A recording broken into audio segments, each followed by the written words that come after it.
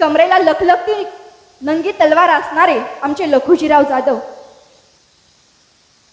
आणि हातात बलदंड असणारे आमचे शहाजीराजे एकेकाळी निजामशाहीची चाकरी करतायत आणि चाकरी करत असताना दोघंही एकमेकांच्या विरोधात लढतायत।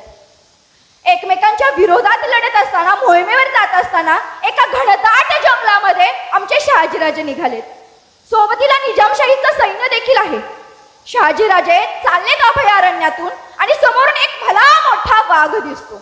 आता मला सांगा, वाघ दिसल्यानंतर तुमची मनस्थिती काय होईल? 100% तुम्ही काय करणार? घाबरणार। शहाजीराजांना सुद्धा कुठेतरी भीतीची चाहूल लागली।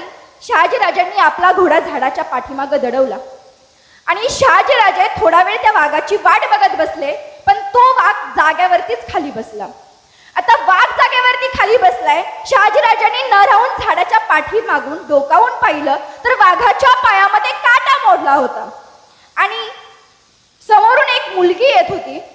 शहाजीराजांना असं वाटलं की अरे, समोर वाघ बसलाय, काय मुलगी जिद्दी आहे, काय मुलगी धाडसी आहे, बरं हा वाघ आहे, कधी तिच्या अंगावरती झडप मारेल सांगता येत नाही।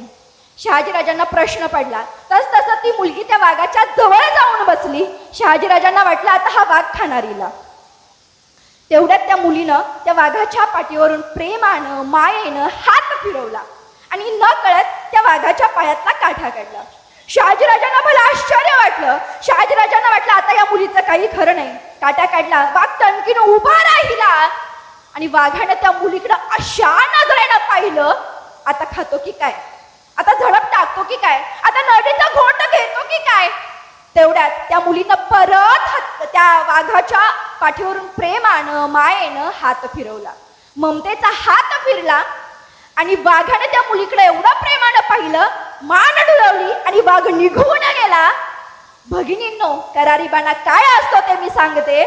आणि हे दृश्य शहाजीराजांना वाटलं अरे, जी मुलगी या वाघाच्या पायात रुतलेला काठा काढू शकते, तीच मुलगी, त्या मुलीच्या पोटी जन्माला येणारं पोर या महाराष्ट्रामधल्या निजामशाही, आदिलशाही, कुतुबशाही, पोर्तुगीज, डच, इंग्रज यांचा काटा काढल्याशिवाय राहणार नाही। आणि त्या मुलीचं नाव आहे राष्ट्रमाता, राजमाता, स्वराज्य माता मासाहेब जिजाऊ। एवढा करारी बाणा जिजाऊ मासाहेबांकडे होता।